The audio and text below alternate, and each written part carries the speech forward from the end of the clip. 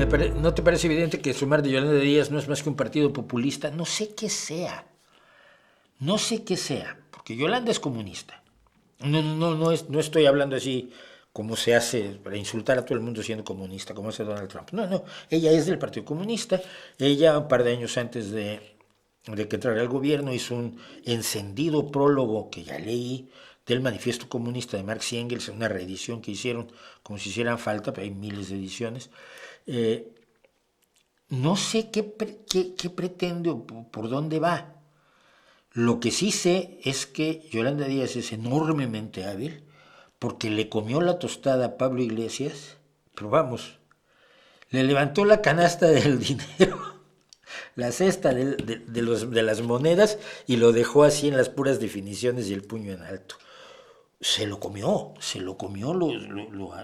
lo destrozó, pero me parece una mujer de una enorme habilidad política, pero que no sabes de qué va.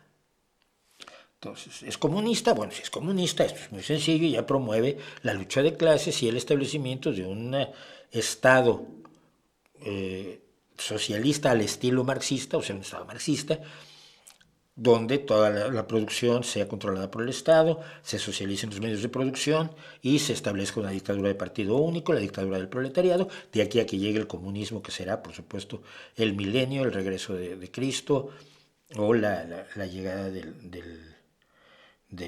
la perfección para la humanidad. Eso es lo que cree un comunista. ¿Qué es lo que cree ella? Pues se supone que lo creía, tanto que ella nunca estuvo en Izquierda Unida, siempre se mantuvo dentro del Partido Comunista. Pero ¿a qué le tira? Evidentemente le tira a ser presidenta de gobierno, de eso no cabe la menor duda, pero ¿cuál es su marco ideológico, su marco programático? ¿Qué ve? ¿Qué proyecto de España tiene? Y de Europa. Yolanda Díaz, no lo sé. El otro día se tiró contra el gobierno hasta que alguien, con lo de la vivienda, los malentendidos de la vivienda, hasta que alguien le dijo, oye, se te va olvidando tú que eres parte del gobierno. Digo, no puedes ir en contra del gobierno en el que estás, pero claro, es lo mismo que hacía Pablo.